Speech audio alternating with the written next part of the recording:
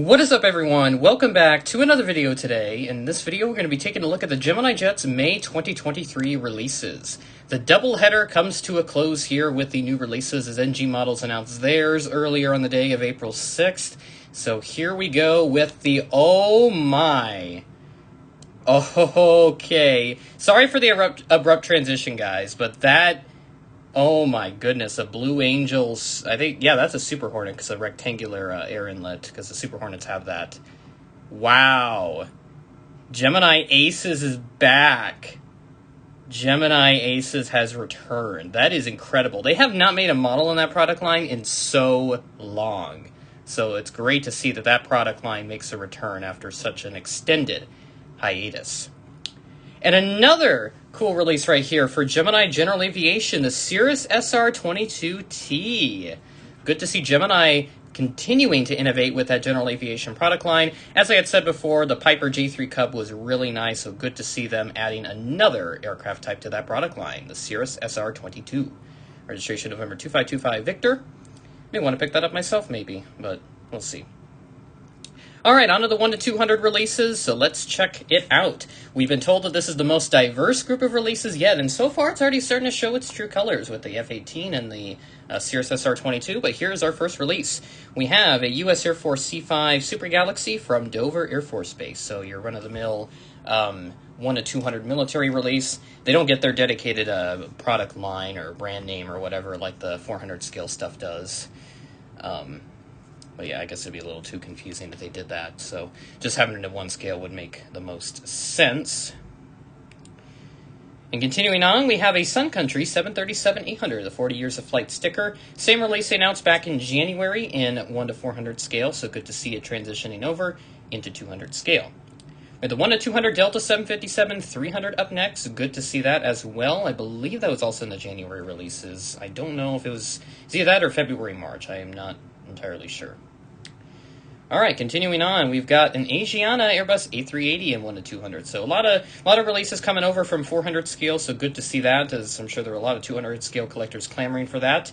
And we do have a 1 to 200 scale American 787-9. Was just talking to a friend about this last night, and he would get it if it was released in 200 scale, and it is. So we do have both a flaps down and a regular release. So there you go, good set for 200 scale. A little bit lacking there maybe in diversity in terms of like location. I mean, you do have a Asian model with the Asiana, but everything else is all US based. But we'll see what the 400 scale releases has to offer. We do have 2 military releases to take a look at. We do have a B-1 Lancer from the Dias Air Force Base. So again, this must be what they're talking about with diversity, with the different aircraft types and even some new innovations as well that they're introducing.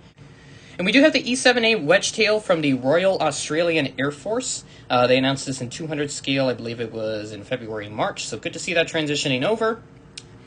And now we have our 400 scale releases, and it looks like we got quite a bit to look at. So let's see what we start off with here in 1 to 400 scale. We do have the Trump 757-200 with the big American flag. I know there's a different variation that I think just has the letter T on it. I'm not sure if this is the earlier or later iteration. Yes, there we go. Southwest Desert Gold Max 8. Can't wait to see how the color turned out on this. It looked like NG did pretty okay with it. Some were saying that it looked a little off, but it seems like it just depends on the lighting. So I'll have to see what that looks like when that turns out. Hopefully it's not the one from 2021, because that would suck. Ooh, Republic Airways Embraer 170. How is that good there for regional jet? It is, obviously, but it kind of phrase it like, you know, oh, is it not good or something? But it is really good. Oh, I see a J. Does that mean JetBlue is coming? Because I know there's a lot of people that have been talking about JetBlue.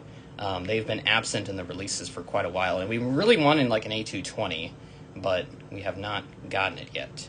There it is, JetBlue A220-300 in the Hops livery, or the Hops tail. Good to see that finally coming out, so happy that they fulfilled that request. Great to see that. I love it.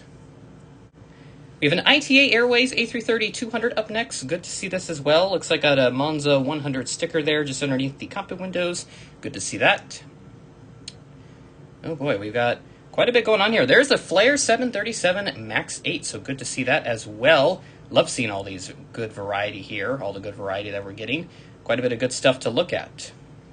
We have the Delta 737-800 with the Atlanta Braves World Champions sticker up at the front. So they won the World Series back in 2021, so Gemini is quite late to this, to say the least, but I think it took them a little while to do it just because they wanted to make sure they got that right.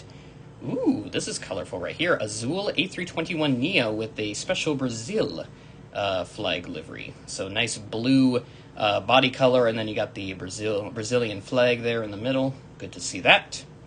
And our last release to take a look at, we have the Air New Zealand Airbus A321neo with the Star Alliance livery.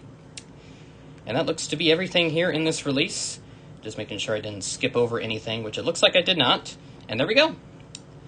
Good stuff here this month. Love seeing all the variety here. Maybe not as diverse as I was thinking it would be, but then again, I overshot a little bit there, thinking that they would do like 4 different continents, but they did do. So you have Australia, you got South America, obviously North America represented, you have Europe as well. So you do have 4 continents represented in this release. So I think that qualifies as a pretty good diverse release. And then obviously Asia as well for the 1 to 200 scale, so 5 continents technically across the entire release set. So overall, this is a really fantastic release. Good diversity nonetheless, and hopefully this will satisfy a lot of collectors. Really interested in the Republic 175. That is a very unique choice. I never thought that they would do a house livery in one of those, but they did do the SkyWest CRJ 700 a while back. I remember getting that. So I may have to get this one as well, but we'll see what happens.